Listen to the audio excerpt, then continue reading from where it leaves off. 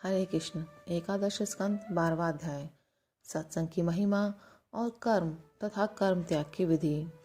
भगवान श्री कृष्ण कहते हैं, प्रिय उद्धव, जगत में जितनी आसक्तियां हैं उन्हें सत्संग नष्ट कर देता है। यही कारण है कि सत्संग जिस प्रकार मुझे वश में कर लेता है वैसा साधन न योग है, न सांख्य, न धर्म पालन और न स्वाध्याय।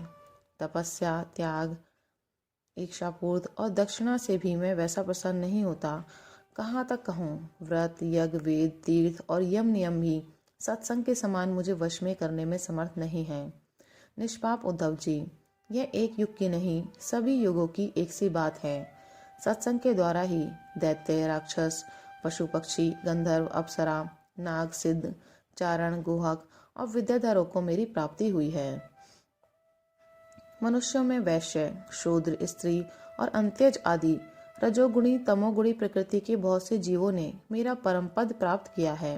वृत्तासुर, प्रहलाद, वृषपर्वा, बलि, बाणासुर, मैदाना, विभीषण, सुग्रीव, हनुमान, जामवान, गजेंद्र, जटायु, तुलाधार, वैश्य, धर्मव्याध, कुब्जा, व्रज की गोपियां, यज्ञ पत्नियां और दूसरे लोग भी सत्संग के प्रभाव से ही मुझे प्राप्त कर सके हैं। उन लोगों ने ना तो वेदों का स्वाध्याय किया था और न विधि पूर्वक महापुरुषों की उपासना की थी। इसी प्रकार उन्होंने कृच्छ्रांद्रायण आदि व्रत और कोई तपस्या भी नहीं की थी। बस केवल सत्संग के प्रभाव से ही वे मुझे प्राप्त हो गए। गोपियां, गायें, यमलार्जुन आदि वृक्ष, व्रज के हरिण आदि पशु, कालिया आदि नाग, ये तो साधन साध्य के संबंध में सर्वथा ही मूढ़ बुद्धि थे। इतने ही नहीं, ऐसे ऐसे और भी बहुत हो गए हैं जिन्होंने केवल प्रेम पूर्ण भाव के द्वारा ही अनायास मेरी प्राप्ति कर ली और कृतकृत्य हो गए।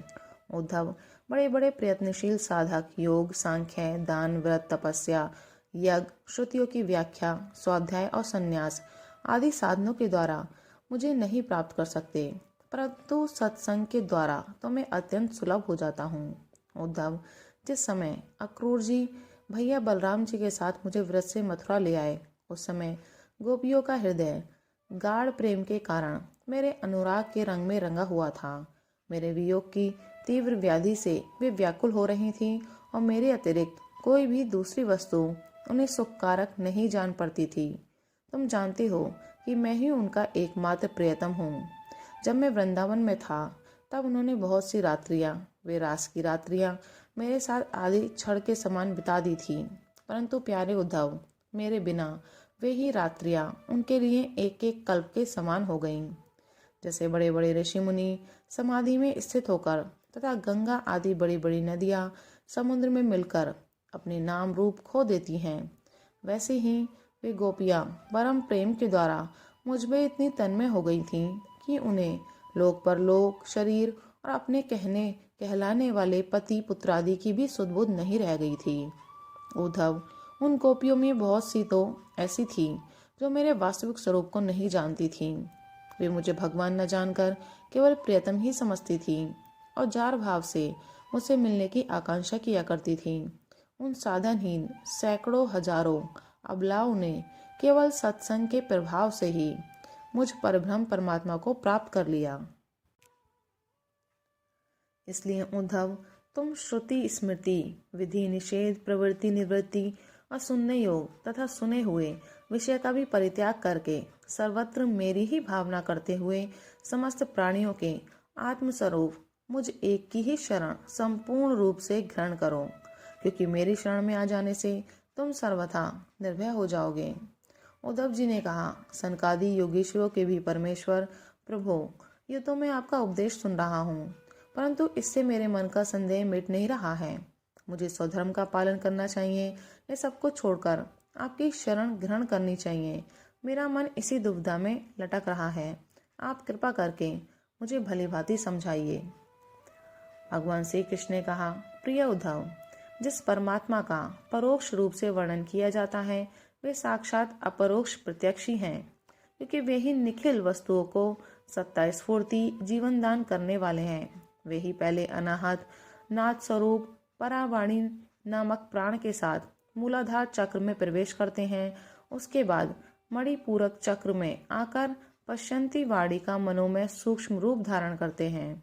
तदनंतर कंठ देश में स्थित विशुद्ध नामक चक्र में आते हैं और वहां मध्यमा वाणी के रूप में व्यक्त होते हैं।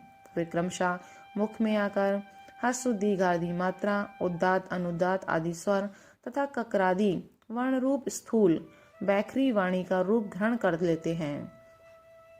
अग्नि आकाश में ऊष्मा अथवा विद्युत के रूप से अव्यक्त रूप में स्थित है। जब बलपूर्वक काष्ठ मंथन किया जाता है तब वायु की सहायता से वह पहले अत्यंत सूक्ष्म चिंगारी के रूप में प्रकट होती है और फिर आहुति देने पर प्रचंड रूप धारण कर लेती है।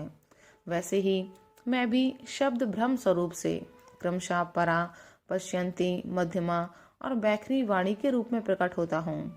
इसी प्रकार बोलना, हाथों से काम करना, पैरों से चलना, मूत्रेंद्रिय तथा गुदा से मल मूत्र त्यागना, सूंघना, चखना, देखना, छूना, सुनना, मन से संकल्प विकल्प करना, बुद्धि से समझना, अहंकार के द्वारा अभिमान करना, महतत्व के रूप में सबका ताना बाना बुनना तथा सत्व गुण, रजोगुण और तमोगुण के सारे विकार, कहाँ तक कहूँ, समस्त कर्ता, कारण और कर्म मेरी ही अभिव्यक्तियां हैं। यह सबको जीवित करने वाला परमेश्वर ही इस त्रिगुण में ब्रह्मांड कमल का कारण है।